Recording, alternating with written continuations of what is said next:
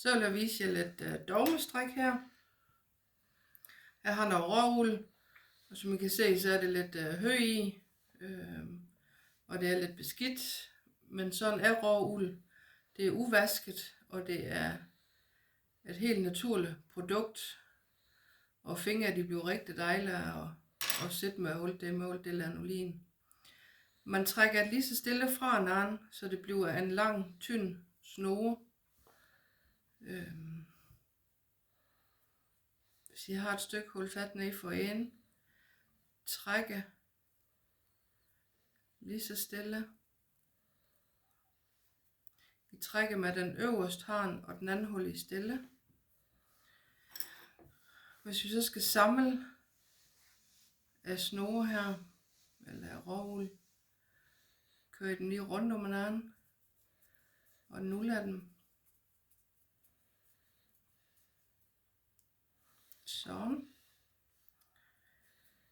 Når jeg starter med at strikke, så jeg strikker en maske op, der jeg synes det er nemt, så jeg laver lige en lille lyk.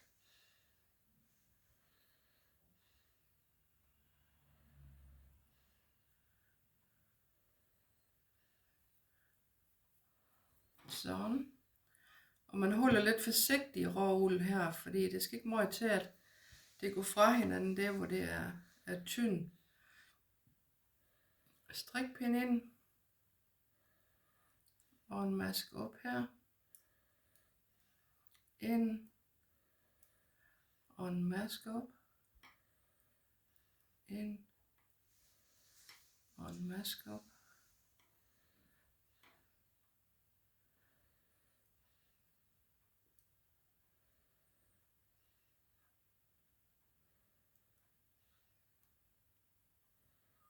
Nå.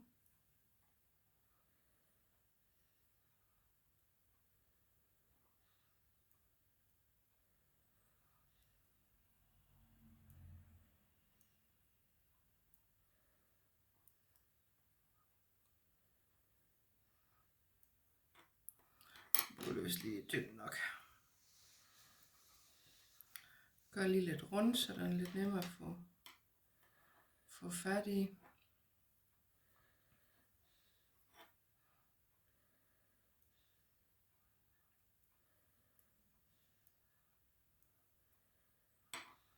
Og vi kan lige tage en mere.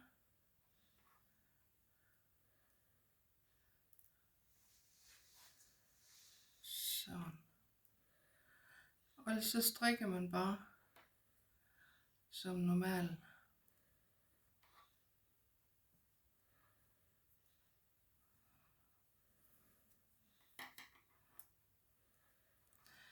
Og det bliver lidt forskellige tykkelse,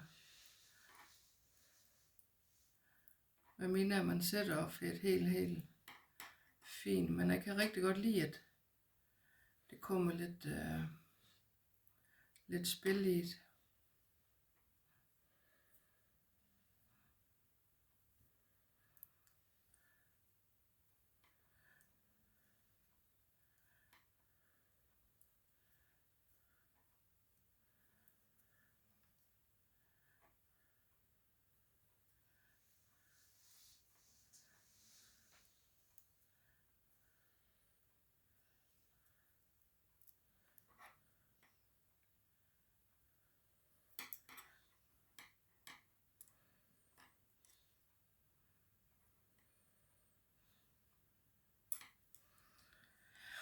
Og så trækker man lidt igen. Nu har vi en her, men nuller den fast.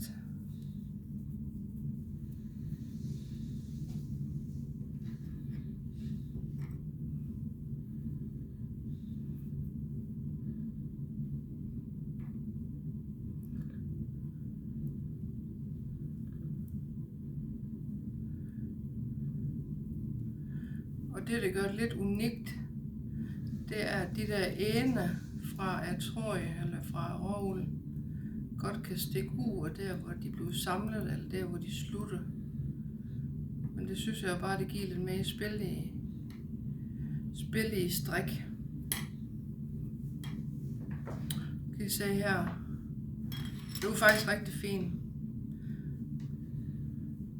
så har jeg lige lidt her, hvor jeg har strikket.